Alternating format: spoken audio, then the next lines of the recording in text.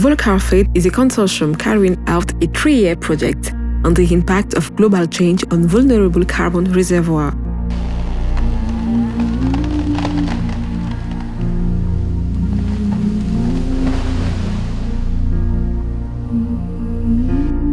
This project is part of the Belmont Forum Collaborative Research Action towards soil and groundwater sustainability for society.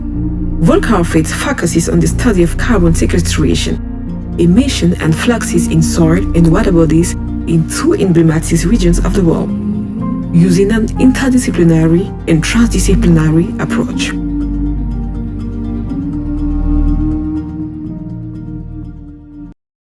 Vulcarfate thus brings together a diverse community of academic actors specialized in social sciences and biogeosciences, as well as non-academic stakeholders from both public and private sectors. The core members of the Vulcarfate Consortium, led by the French National Institute for Development, are, in France, IFP Énergie Nouvelle, on the National Center for Scientific Research.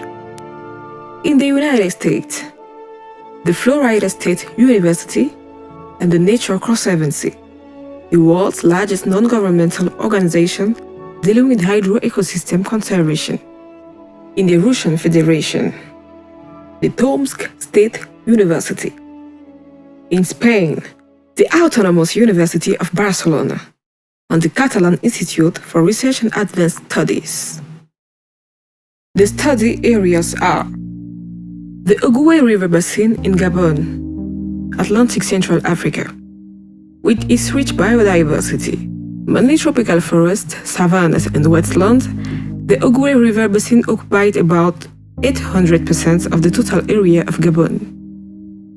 The rate of deforestation is low, given the low population pressure. However, in the coming decades, the Ogooué Basin will be the scene of major changes with the development of dams and mining sites, agriculture, logging and road infrastructure posing threats to biodiversity, soil, and water bodies. The Western Siberian lowlands in Russia. The Western Siberian lowlands in Russia consists mainly of vast plains, with 70% of the area covered by wetlands. From south to north, the West Siberian lowlands show gradients from areas without permafrost to areas of permanent permafrost landscapes. The vegetation is gradually changing from south to north, from taiga to tundra. The main threats to these different ecosystems are the accelerated thawing of permafrost and the resulting greenhouse gas emission and oil exploitation.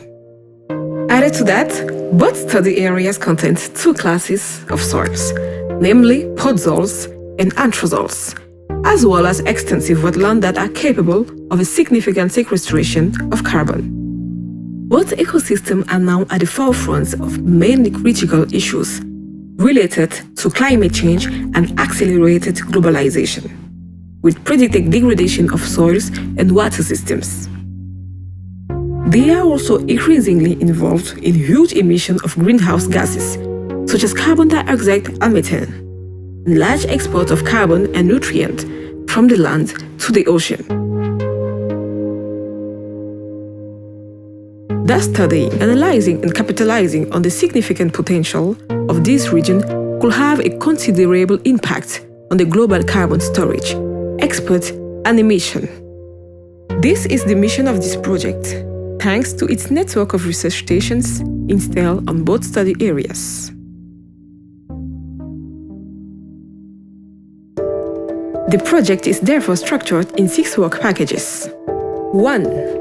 Coordination and management of the project. 2.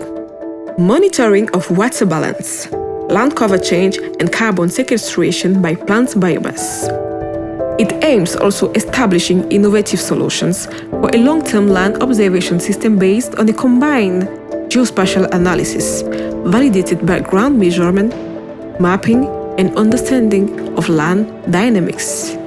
And finally, estimating the ecosystem state for the next 30 to 100 years. 3.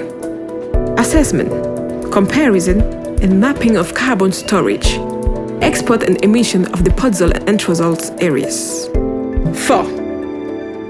Assessment and modeling of the biogeochemical cycling of carbon and other nutrients using a hydrological continuum approach, taking advantage of existing research stations for the exchange of fluxes between hydrological systems and the atmosphere. This will involve quantifying and modeling the export of organic and inorganic carbons, other nutrients, trace metals, carbon sequestration in soil, and greenhouse gas emissions. 5. Understanding the synergies between scientific and local knowledge of landscape evolution through the establishment of public-private partnership between land management stakeholders, analysis of local people's perceptions of land access and use, joint definition of scenarios for sustainable management of available resources, and capacity building on best practices. 6. Communication of the different results through the development of various dissemination materials for different publics, and the construction of a substantial database with open access. Overall, Vulcarfate aims to contribute to strengthening public policies, models and practice for sustainable land and water management, improving climate and territorial biosphere models, and operationalize transdisciplinarity.